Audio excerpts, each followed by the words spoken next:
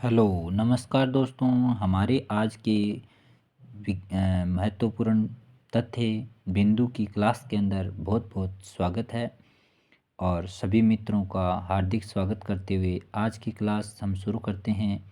आज है दिनांक 13 जनवरी 2026 और आज के वीडियो के अंदर आज की क्लास के अंदर सबसे पहले हम राजस्थान जो भूगोल है उससे जुड़े हुए महत्वपूर्ण प्रश्नों पर चर्चा कर रहे हैं।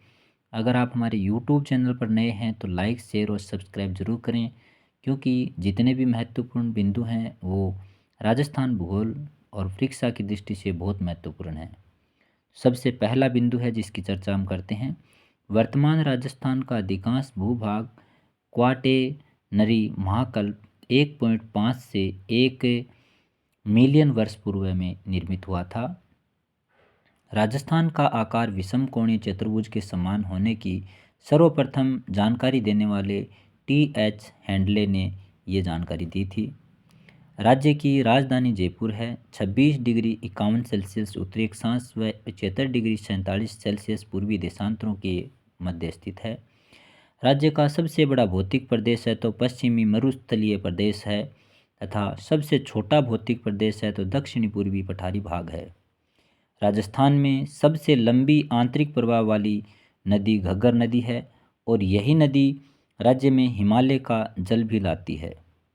आद्य महाकल्प की चट्टानें जीवाश्म रहित हैं। खादर की बात करें तो चंबल बेसिन में 5 से 30 मीटर गहरी खड्ड युक्त बीहड़ भूमि को हम स्थानीय भाषा में खादर कहते हैं। दोहरे की बात करें तो रेगिस्तान में रेत के बड़े बड़े टीले हैं जिनकी आकृति लहरदार होती है, जिनको दोहरे कहते हैं। बरखान की बात करें तो रेगिस्तान में रेत के अर्धचंद्राकार बड़े बड़े टीले ये एक स्थान से दूसरे स्थान पर गतिशील रहते हैं। लघु मरुस्थल की बात करें तो महान थार मरुस्थल का पूर्वी भाग जो कच्छ से बीकानेर तक फैला हुआ है। लूनी बेसिन की बात करें तो अजमेर के दक्षिण पश्चिम से अरावली श्रेणी के पश्चिम में विस्तृत लूनी नदी का प्रवाह क्षेत्र लूनी बेसिन कहलाता है। बीहड़ भूमि एवं कंदराएं की बात करें तो चंबल नदी के द्वारा मिट्टी के भारी कटाव के कारण प्रवाह क्षेत्र में बन गई गहरी घाटियां व टीले। राजस्थान में सर्वाधिक बीहड़ भूमि धौलपुर जिले में है और राजस्थान व मध्य प्रदेश के सीमावर्ती जिले भिंड है, मुरैना है, धौलपुर आदि में कंदराएं बहुत हैं। खड़ीन की बात करें तो जैसलमेर की उत्तर दिशा में बड़ी संख्या में स्थित पलाया झीलें हैं जो प्राय निम्न कागारों से घिरी रहती हैं। रेगिस्तानी टीलों के बीच निम्न भूमि में वर्षा का पानी इकट्ठा हो जाने से पलाया झीलों का निर्माण होता है। और धरियन की बात करें तो जैसलमेर जिले में ऐसे भूभाग हैं जहां आबादी लगभग नहीं के बराबर है। और इसके बाद में स्थानांतरित बालुका स्तूपों को स्थानीय भाषा में धरियन के नाम से पुकारते हैं या जानते हैं। वागड़ या वाघर की बात करें तो बांसवाड़ा, प्रतापगढ़ व डूंगरपुर के क्षेत्रों को स्थानीय भाषा में वागड़ या वाघर कहते हैं या वागवर कहते हैं। बांगर की बात करें, बांगड़ या बांगर, तो ये अरावली पर्वत एवं पश्चिमी मरुस्थल के मध्य का जो भाग है जो मुख्यतः झुंझुनू, सीकर व नागौर जिले में विस्तृत है।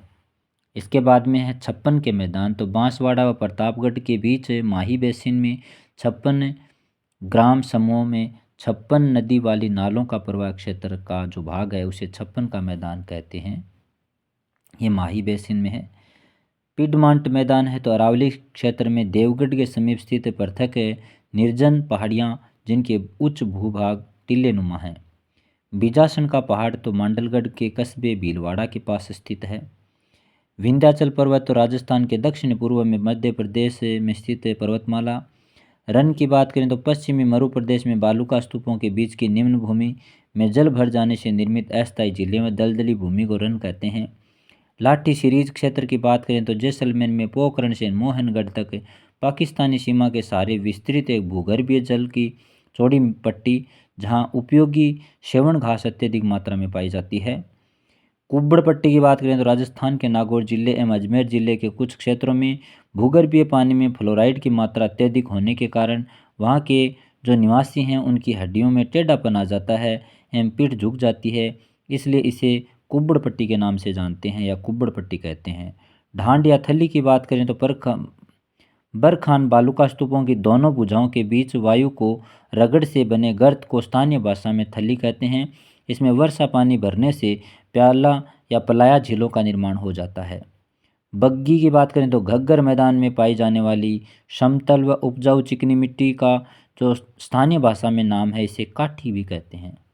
मेरा की बात करें तो हनुमानगढ़ के उत्तरी इलाके में पाई जाने वाली हल्के पीले रंग की जो चिकनी मिट्टी है, जल सोखने की क्षमता के कारण ये सिंचाई होने पर उत्तम फसल देती है।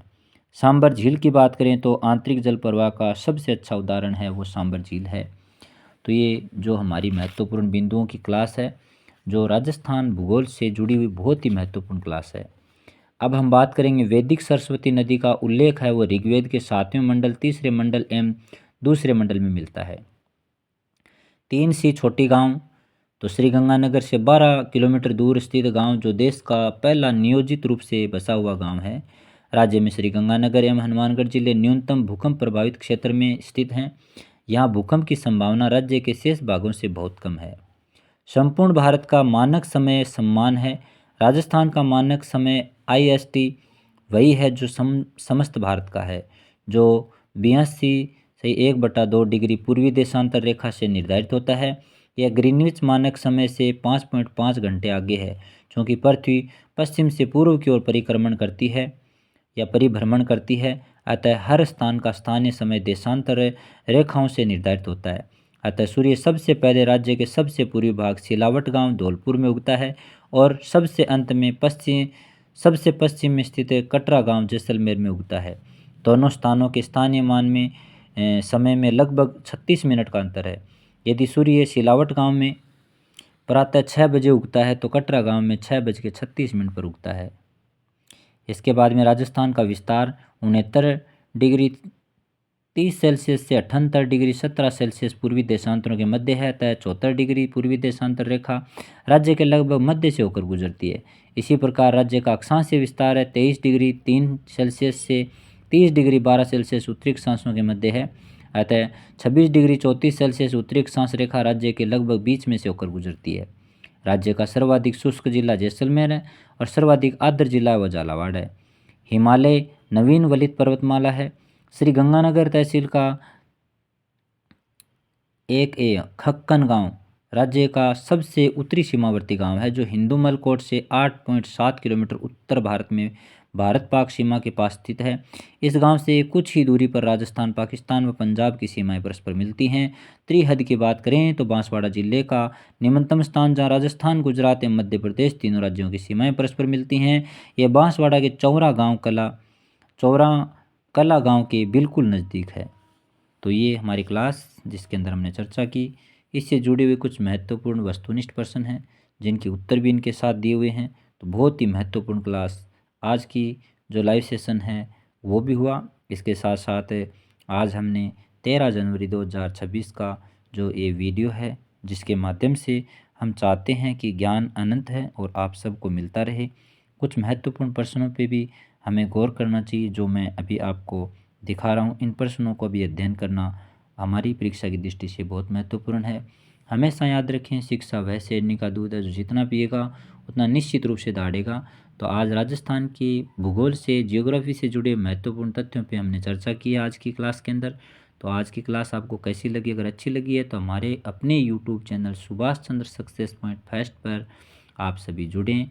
चाहे लाइव क्लास हो, चाहे महत्वपूर्ण बिंदुओं का वीडियो की क्लास हो, हम चाहते हैं कि सभी विद्यार्थियों को, सभी हमारे चाहने वालों को ऐसी कोई भी इन्फॉर्मेशन या कोई भी प्रश्न ऐसा ना हो जो आपको बताया ना गया हो।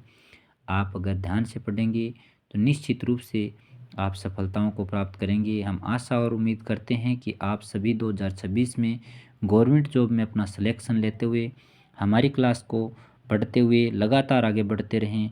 आपके जीवन में सुख समृद्धि और आपके जीवन में तरक्की माँ सरस्वती के आशीर्वाद से बनी रहे। आप सबको सफलता मिलती रहे। जय हिंद दोस्तों, जय माँ सरस्वती। बहुत बहुत धन्यवाद। आप हमारी क्लास में जुड़ेंगे और लाइक, शेयर और सब्सक्राइब करेंगे। ऐसी ही आशा और उम्मीद के साथ आज की वीडियो को, आज की क्लास को करते हैं समाप्त। जय हिंद दोस्तों, जय माँ सरस्वती। बहुत बहुत धन्यवाद। हमेशा खुश रहें। जय हिंद।